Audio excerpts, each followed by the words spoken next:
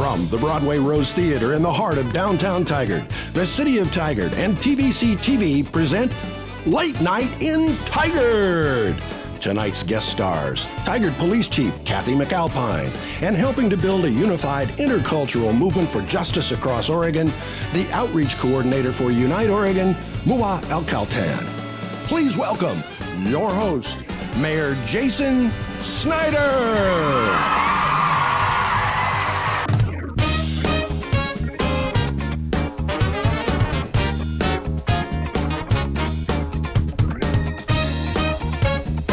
What's your name? Chris Lloyd. And where do you live? In Tigard. You live in Tigard. What's your favorite thing about Tigard? The community. We've got a wonderful neighborhood, a wonderful coffee shop where it's kind of like Cheers. Everybody knows your name.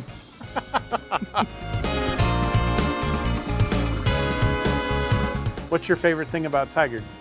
It's the small community feeling, and it's not like you get in Beaverton or definitely not Portland. So you like Tigard better than Beaverton? Absolutely. Take that, Mayor Doyle. You live in Tigard? I do. All right, and what are you doing in downtown Tigard today? Well, I'm supporting Small Business Saturday today. What brought you to downtown Tigard today? We came to get the dog groomed at Ultimate Dog Grooming. Yeah. And where do you live? We live in Sherwood, so not too far away. I love that you chose to come to downtown Tigard instead of downtown Sherwood. Take that, Mayor Mays. Can I ask you a couple Tigard trivia questions? Fire away. So how many police officers do you think are on duty right now in the city of Tigard? On duty right now, 24. How many police officers do you think are on duty right now in Tigard? 30. 30 officers? Yes. I'm gonna guess 32. It's got to be over 100. 100 officers? Let's say 100. 80. 80? No, probably 15. 25. There's about 54,000 people that live in Tigard. How many officers? 100? 100 officers? Would you be surprised to learn that it's 3? That would be surprising. Would it be concerning to you, especially if they needed to respond to more than one major incident at a time? It'd probably be exciting if I was a criminal, but yeah, it's a concern to me. Would you be surprised to learn there's like 3 or 4 on duty right now? Oh, absolutely. 3. Yeah, 3. That's a low number. Would you be surprised to learn there's 3 officers on duty right now? Yes. Oh, that was a big jaw drop. Yes. So 3 seems Really low. really tiny. Really Yeah. tiny. That is a problem. We would need more officers on duty. I Okay. run a child care facility, and If you I need mean, help, we you need want help. We need help. Yeah. Mhm. It's disappointing because you always like to see your community officers out and about in as many touch points as possible. So as big as the city of Tigard is, it'd be nice to see them upstaffed a little bit to where they can be more places more consistently. What brought you to downtown Tigard today? Well, I'm the owner of Curiosities Vintage Mall down here on Main Street. So have you seen the downtown gateway art in Tigard? I have not seen that You yet. have not seen it. You might, if we look this way, you just might, oh, you could see it right there. You see it there? Yes, What do you think of the art? I think it's beautiful. Yeah, it Now really, that you just saw it. How about the downtown gateway art? Have you seen the art Yes, at the it's entry? pretty. Yeah, what do you like most about it? I thought it was a tulip. Found out that it was a filbert Yeah. blossom. Do you like the new colors? Have you seen the? Yes, I like yeah? the new colors better than the old color. Yeah. How would you describe the old color? Purple. Purple. And the A new puke purple. puke purple. Okay. I love the new green color on the tulips. Or Okay. they're hazelnut blossoms. Hazelnut Yes. blossoms. Yes. What do you think of the new colors? Oh, I think this is much better. You like it much better? Yes. What do you think of the old colors? Weird. I always mispronounce it. Is it the coralus? Is that right? The Coralus, yeah. the hazelnut blossom. Yeah. So as I study that online, I do see that pink was one of the colors of that blossom in its natural form, but I don't think it was Pepto-Bismol pink. You study hazelnut blossoms online? You must have a really interesting life. I do. I'm a little nerdy that way. Do you have any feedback, things the new mayor could do differently? The biggest one is changing the color of the flower back to purple. Do you have any feedback for the city on what we should be doing in the next year, different or better? Like every part of the city, deal with traffic. Deal with traffic. You got any innovative ideas for that? I wish I did. If I did, I'd have your job. I got to compliment you on your beard. I don't like who's got the better beard. Do you want to give us a judge on the who's got the better beard? I mean, I have to go with my husband there. Oh, what advice do you have for the new mayor of Tigard? You might know who he is. We have a new mayor? I think. Wait, hold on. You study hazelnut blossoms, and you are the president of the Tigard Downtown Alliance, but you don't know who the mayor is. I do know who the mayor is. Do you have any feedback for the mayor? Do you have any advice for the new mayor of Tigard? Yeah, make lots of friends. Make lots of friends. Yeah, right. Okay. Yeah, talk to the. Any particular way of doing that? Well, wander around on the street and talk to people. So, like doing something like we're doing right now, walking around. Yeah, I think that's good. I think hearing more from the common man, the common person, let's say. Are you a common person? I think so. Should I listen to you? Well, I don't know. Yeah. Am I the mayor of Tigard? Talk to. Could be. After that interesting discussion about how many police officers we have on duty, I want to welcome our next guest, Tigard Police Chief Kathy McAlpine. Thank you for joining us. Thank you, Mayor, for having me. Appreciate it. What do you think when you watch that Maywalking video and you've got people, what was the range there was like 15 to 100 officers? What's your reaction to that? In some ways you want to chuckle and laugh because it is so far out there. But it's also not so funny. But it's not, because I too have been out in the community doing that outreach, and I have heard the same projections from 25 to a very straight-faced 100 officers.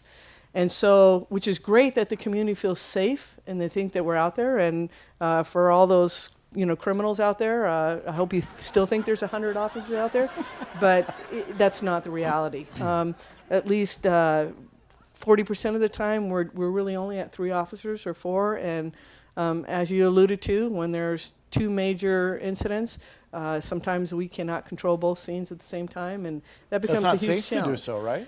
No, it's not, because you need your backup when those priorities. You should not go head first, but sometimes those life safety issues require us to, and that's not a sustainable method for doing that.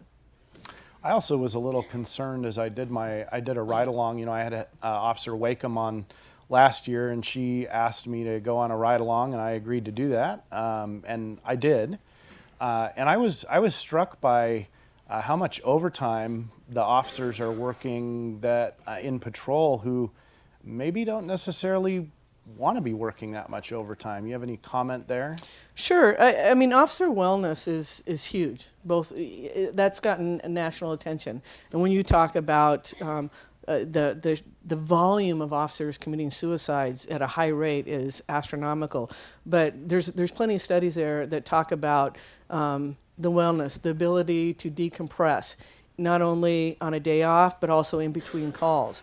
And again, fortunately, we've been able to fill the overtime by those who volunteer. When you get to a mandatory, that's when you really are pushing the limits. And it's far more healthier for our officers to be able to have their proper days off, the proper time in between calls. Because you can imagine if you went to a very traumatic incident, maybe a child was injured or you lost a loved one, and we cannot have the time we've just taken in all that emotion, we've controlled the scene, and now I have to go right here to a burglary. And okay, it's not a life safety issue, but it's very, very important to that homeowner who feels violated, and the officer may not be as empathetic or may just be trying to get the information. And so they're tired at I noticed they were tired at the end of the shift. So when I did my ride along, one of the officers, one of the 3 on shift, had started 4 hours early, so I was supposed to start in the morning, and she'd already been on duty since 3 in the morning, coming in early, and then one of the other officers that was on was staying late, and it just struck me as concerning. You can be concerned about fatigue and officer safety, and just as you pace yourself then, and so maybe you're just going to go ahead and wait for the next call as opposed to now I want to be out there a little bit more and see what I can see out there. So yeah, it definitely nothing becomes.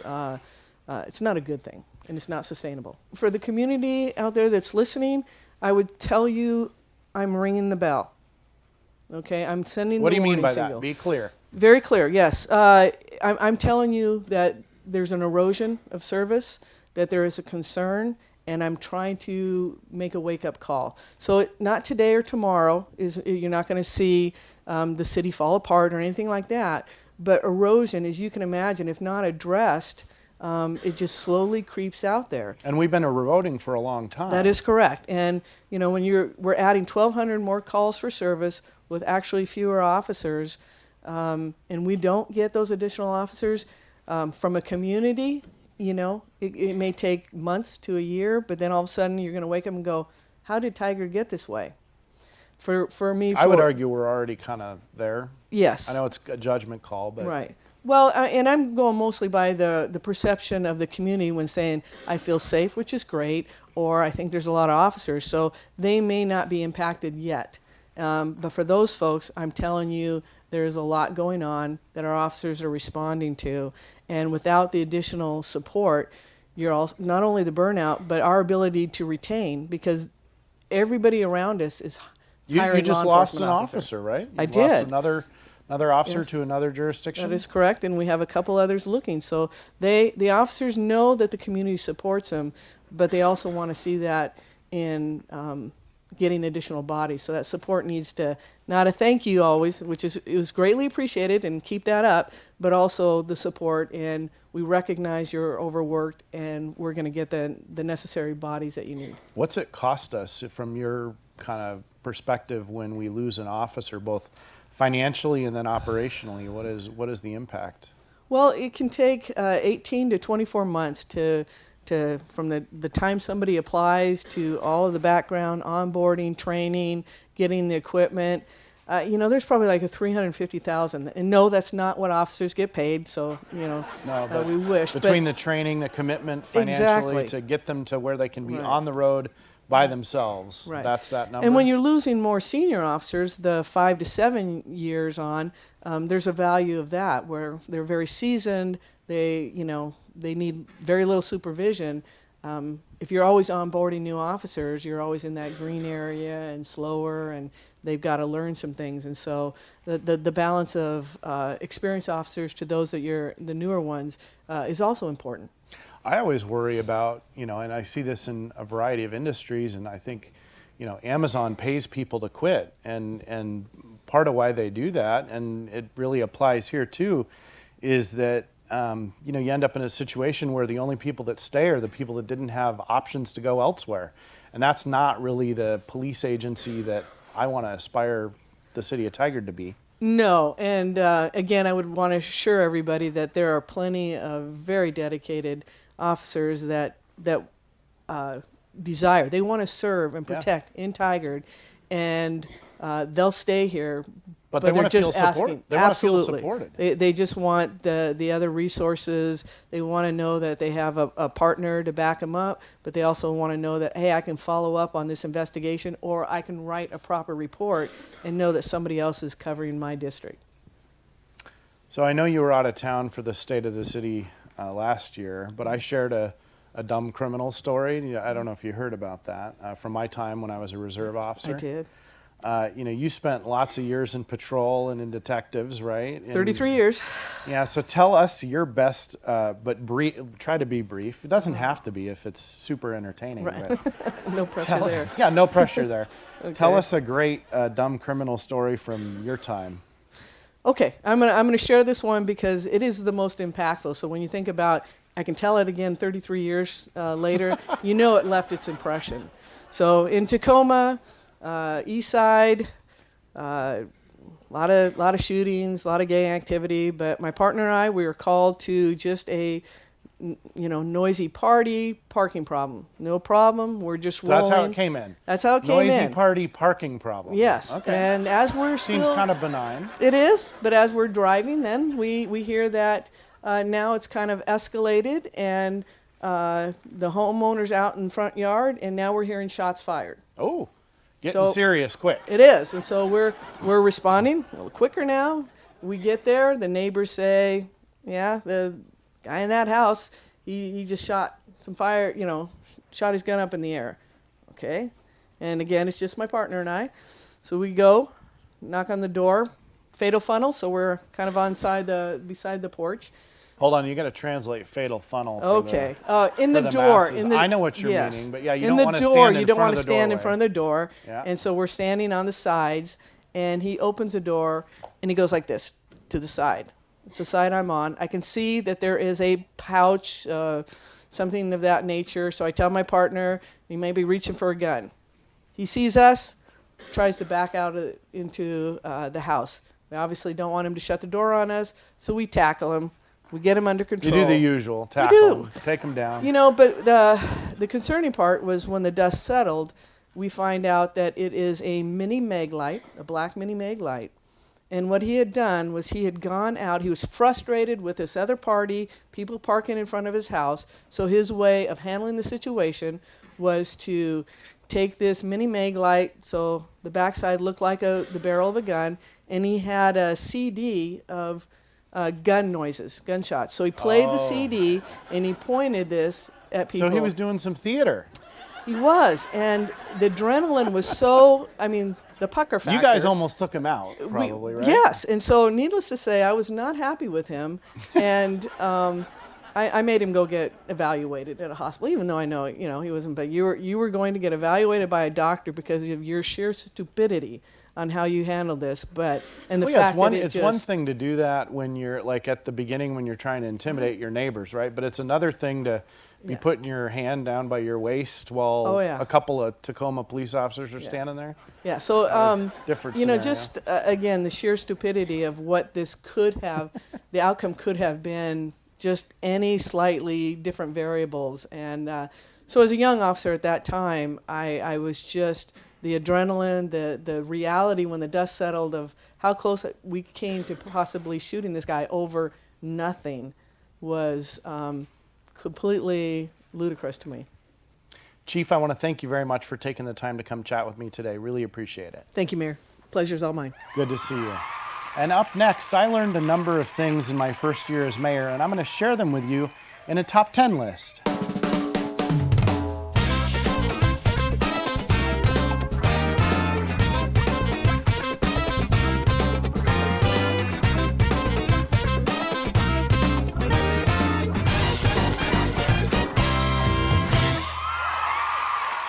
All right, number 10. People will show up on a Tuesday night in January to listen to me speak. Did I mention you may have to pay a cover charge to get out of the building tonight? Number 9. I was a guest on the Lars Larson show. It was an interesting experience. I'm not sure objective and fair would be the way I would describe it, but it was interesting. And when talking about TriMet and the Max line, I learned Lars is not a big fan. Number 8, I receive a lot of unique gifts. Anyone have any ideas for this 16-foot painted branch? Which I must say, I appreciate the gift. Number 7, if you share your phone number, people will call. I've been invited to more than 50 community events, including barbecues, reunions, and Hanukkah celebrations, and even a 100th birthday. On the downside, I've also been invited to wire $50,000 to 53 different princes. That said, I can still be reached at 503-810-0269. Number 6, I don't think everyone likes me. Mayor Snider, you're pathetic. Thanks for ensuring Tigard remains the auto hellscape it is. P.S. You're burning money and the planet. Another one. Mayor Snider, it's 11 a.m. on a Monday, and when I call City Hall, I get an answering machine. Just so you know, I pay taxes, which means you need to do your job and provide services when I need them. Apparently, the old saying, good enough for government, is true in Tigard. Number 5, Tigard. I hate to break it to you, but we have a serious acronym problem. Let's just try some of these out. ADU, GFOA, WAB, TCAC, TCDA, PRAB, TTSD, TTAC, TYAC, TVC-TV, TDA, and TTAD. Wow. Number 4, for the last time, I want to make this very clear, I cannot lawfully require an In-N-Out burger in Tigard, and I cannot ban storage units in Tigard. Number 3, all news isn't always good news. Remember the peacocks? June of this year. Interesting story. Initially, the city was blamed for murdering some peacocks. We actually weren't involved. We had to make that very clear. Number 2, Tigard became one of the most romantic cities the same year that I became mayor. Coincidence? I don't think so. And number 1 thing I learned in my first year as mayor, Frank Bubenek, City of Tualatin mayor, is much better looking when he's wearing a Tigard High School scarf.